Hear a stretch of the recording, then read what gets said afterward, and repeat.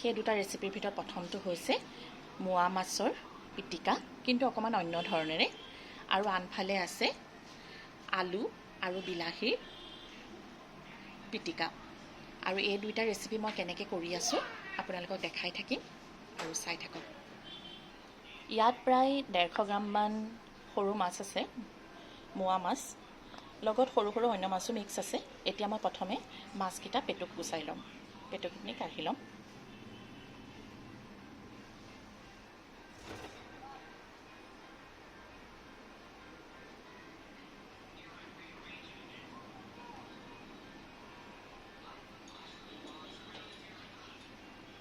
এইখিনি বৰ পেটু গুচাই চাফা কৰালৈকে প্ৰায় 10 মিনিটমান লাগিব।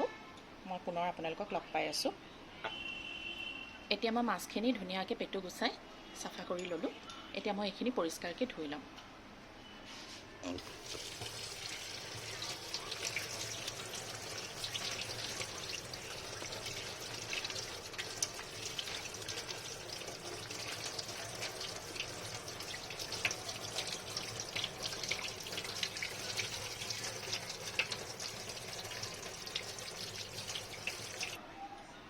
মাছখিনি ধোৱা হৈ গ'ল। এতিয়া মই এইখিনি এখন প্লেটত উলিয়াই ল'ম।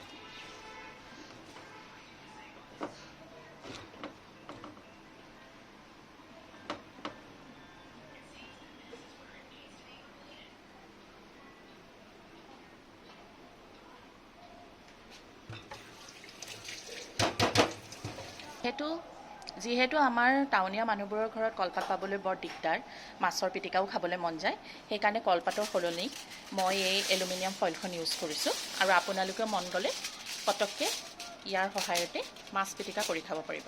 এতিয়া আপোনালোকে চাওক মই কেনেকৈ কৰিছোঁ।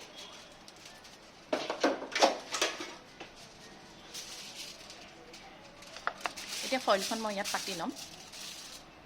একেবাৰেই সহজ, মানে আমাৰ কলপাততকৈ বেছি সহজে। এতিয়া মাছখিনি মই ইয়াত দি দিম।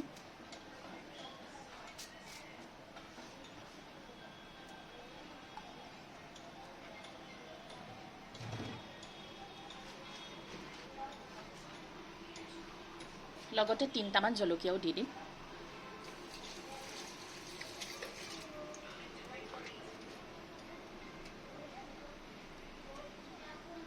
জলকীয়াকেইটা ঠাৰি গুচাই লৈছোঁ আৰু ইয়াৰ ওপৰতে মই দি দিম।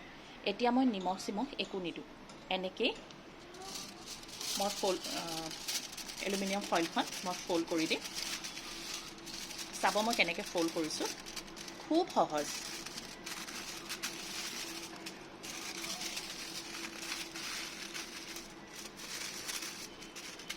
খালি আপোনালোকে ফ'ল্ড কৰোঁতে চাব যাতে ঢিলা হৈ নাথাকে।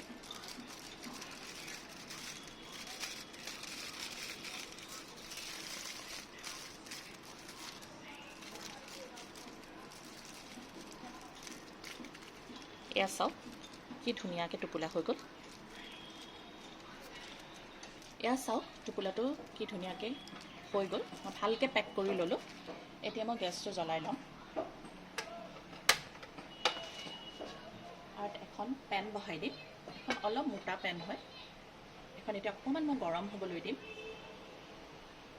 এতিয়া পেনখন গৰম হৈ গৈছে আৰু এতিয়া মই এই টোপোলাটো বহাই দিম। কিন্তু টোপোলাটো মই এনেকৈ এইফালে নবহাওঁ, এইটো ছাইডৰ পৰা বহাই দিম। বহাই দি ওপৰত এখন ঢাকন লগাই দিম। প্ৰথমে মই জুইটো হাই হিটত থ'ম। এনেকৈ 2-3 মিনিট থোৱাৰ পিছত মই জুইটো কমাই দিম। মাছখিনি এইফালে হৈ থাকোঁতে মই বিলাহী আলুৰ পিটিকাৰ কাৰণেও প্ৰথমে আলুকেইটা বাকলি গুচাই ল'ম।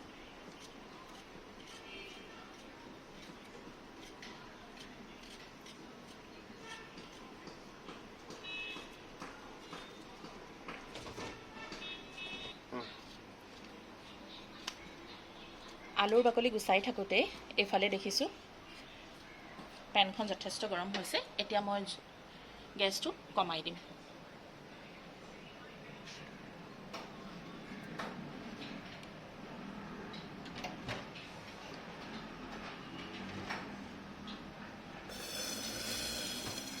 আৰু এইফালে মই আলু বিলাহী আৰু জলকীয়াখিনিও ধুই ল'ম।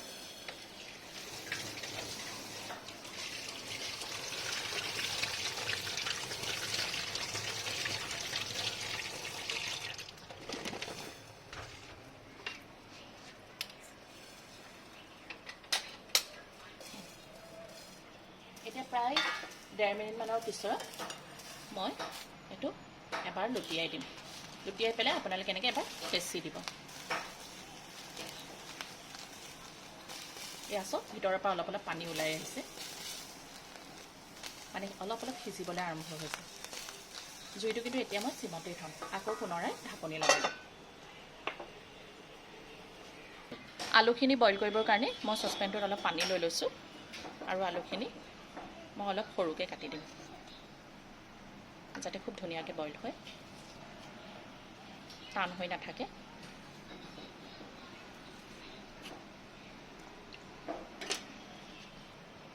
আলুখিনি বইল কৰিবৰ কাৰণে মই সৰু বাৰ্ণাৰটো জ্বলাই লৈছোঁ আৰু ইয়াতে মই চচপেনটো উঠাই দিছোঁ।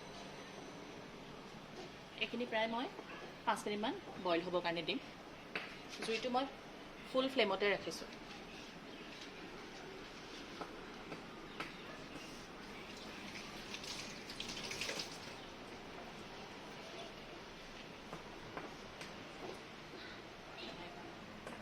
আনফালে ইটো বাৰ্ণাৰতে মই বিলাহীকেইটা পুৰিবৰ কাৰণে এখন এনেকুৱা জালনা উঠাই লৈছোঁ। ইয়াতে মই বিলাহী দুটা দি দিম আৰু জলকীয়াকেইটা ছাইডতে থৈ দিছোঁ যাতে এইকেইটাও গৰম পাই সিজি যায়, অলপ অলপ পুৰা পুৰা হয়।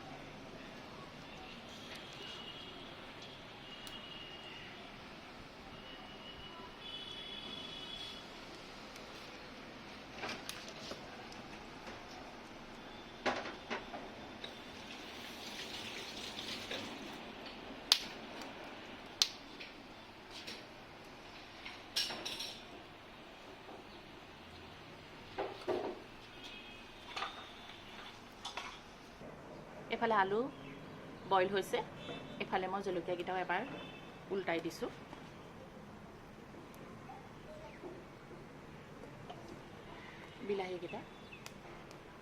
বিলাহী দুটাও এবাৰ উল্টাই দিছোঁ।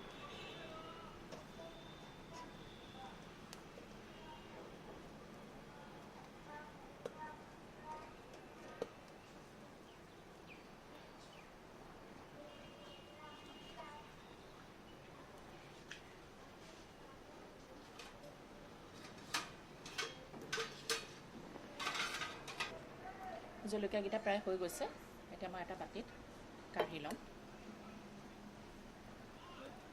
বিলাহীকেইটা আৰু অলপ বাকী আছে, এয়া চাওক স্কিনটো এৰাব আৰম্ভ হৈছে।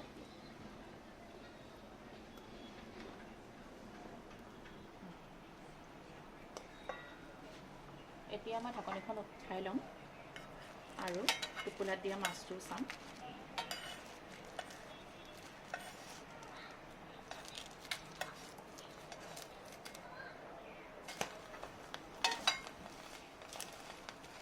মাছৰ পৰা ওলোৱা পানীখিনি চাওক শুকাই গ'ল, তাৰমানে মাছটো প্ৰায় সিজিলেই। ইয়াত দিলে কলপাততকৈ সোনকালে সিজে আৰু 2-1 মিনিট থোৱাৰ পিছতে মই এইটো নমাই দিব পাৰিম। আপোনালোকৰ হাতত যদি সময় কম থাকে, ঘৰত কোনোবা আলহী আহে বা নিজৰে সোনকালে খাবলৈ দৌৰা দৌৰি হয়, তেতিয়াহ'লে এনেকৈ বনাই খাব পাৰিব। এতিয়া মই পুনৰ ঢাকন লগাই দিম।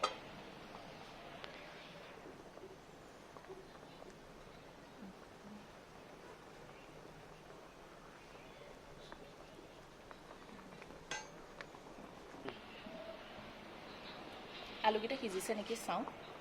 নাই সিজা, আৰু অকণমান সময় আছে। ইফালে বিলাহীকেইটা হৈয়ে গৈছে।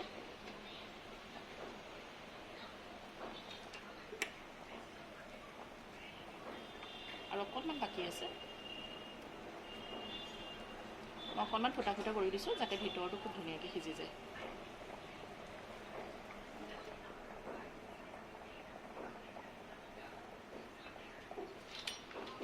এইখিনি হৈ থাকোঁতে আমাৰ 4জনীয়া পৰিয়ালটোৰ কাৰণে মই চাউলো লৈ লৈছোঁ। এইখিনিতে ধুই কুকাৰত উঠাই দিম।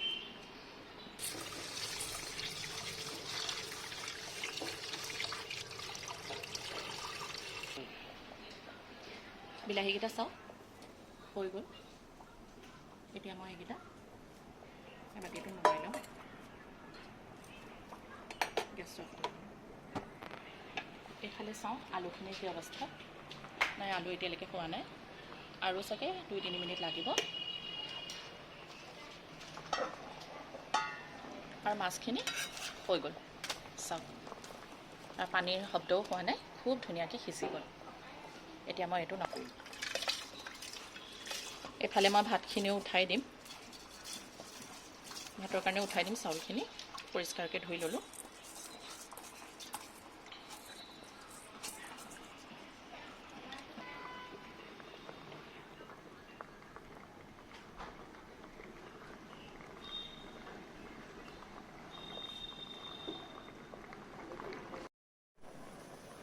এতিয়া মই পুনৰ চাম আলুখিনি হৈ গ'ল নেকি আলুখিনি একেবাৰে সিজি গ'ল এতিয়া মই গেছটো অফ কৰি আলুখিনি নমাই লওঁ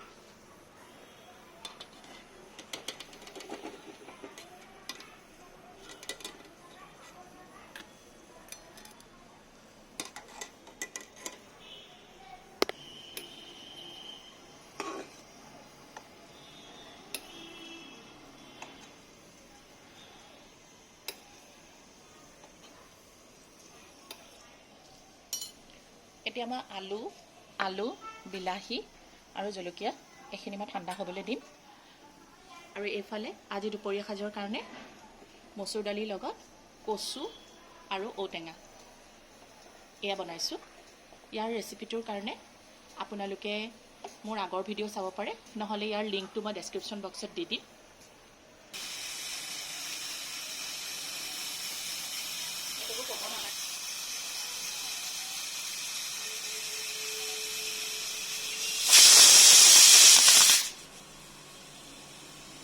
চাওচোন এতিয়া বিলাহীখিনি ঠাণ্ডা হ'লনে নাই অলপ অলপ ঠাণ্ডা হৈছে এতিয়া মই ইয়াৰ বাকলিটো গুচাই লওঁ অলপ অলপ গৰম আছে দেই পুৰিছে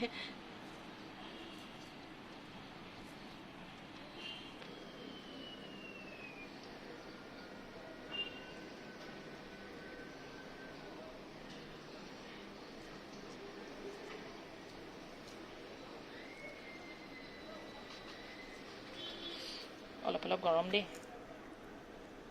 বিলাহীকেইটা কি ধুনীয়াকৈ সিজিছে দেখিছে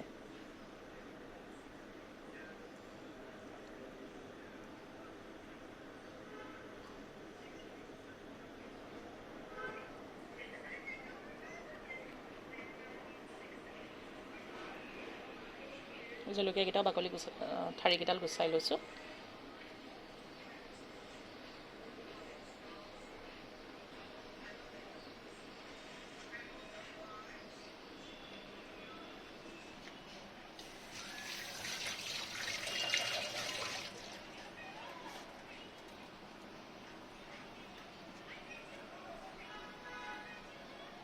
এইখিনি মই এই ডাঙৰ বাতিটোলৈ লৈ ল'ম তেতিয়া মোৰ পিটিকা কৰিবলৈ সুবিধা হ'ব আলুকেইটাও ঠাণ্ডা হৈ গ'ল আমাৰ অসমীয়া মানুহবোৰে এই পোৰা পিটিকাবোৰ খাই অলপ ভালেই পাওঁ নহয়নে বাৰু ইয়াত মই এতিয়া জোখৰ মতে নিমখ দি ল'ম এতিয়া ইয়াত মই এতিয়া অকণমান মিঠাতেল দি ল'ম পিটিকি ল'ম কিন্তু ভালকৈ পিটিকি দিছোঁ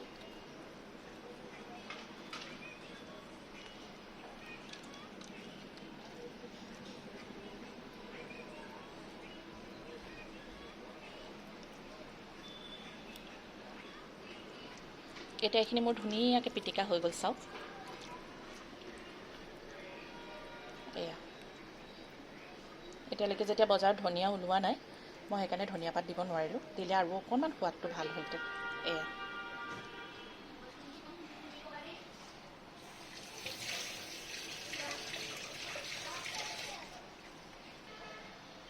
এইফালে মই পিটিকা কৰি ৰখা মাছখিনিও হৈয়ে গ'ল এতিয়া চাওঁচোন এইখিনি অলপ গৰম হৈ আছে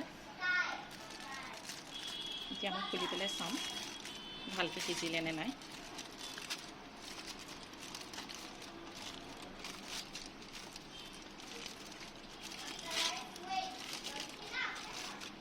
চাওক কি ধুনীয়াকৈ সিজিছে প্ৰতিটো মাছ জলকীয়া খুব ধুনীয়াকৈ সিজিব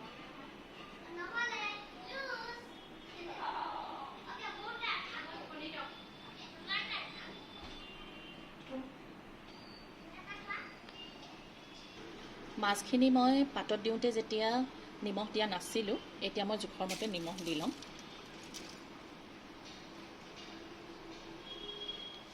অকণমান কেঁচা মিঠাতেল,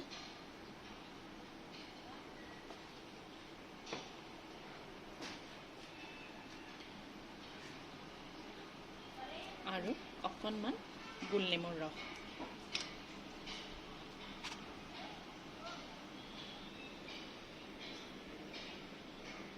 এতিয়া মই এই পাতখনতে এইখিনি পিটিকি দিম। নিমখ, তেল, মাছ আৰু জলকীয়া এই গোটেইখিনি পিটিকি ল'ম। ধুনীয়াকৈ সিজিও গৈছে, কিন্তু সেইবুলি জ্বলি যোৱা নাই। চাওক, আপোনালোকে খুব সহজতে কম সময়তে এনেকৈ বনাই খাব পাৰিব।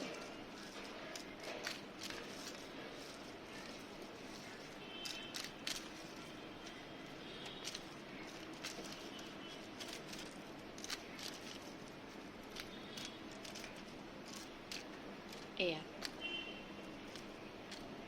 পাতত দিয়া মাছ ৰেডি।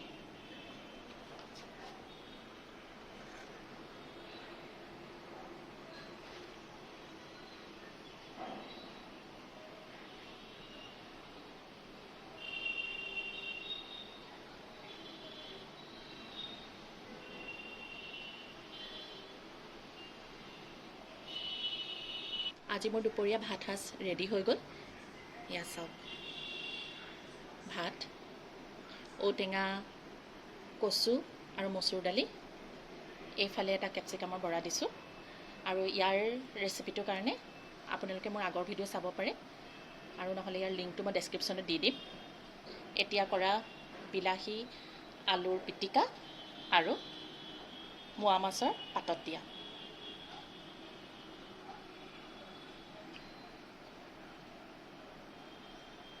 আপোনালোকেও এনেকৈ বনাই খাই চাবচোন আৰু মোক জনাব কেনেকুৱা পালে। পুনৰ লগ পোৱাৰ আশাৰে আজিলৈ আহিছোঁ। Thanks for watching the video. See you again.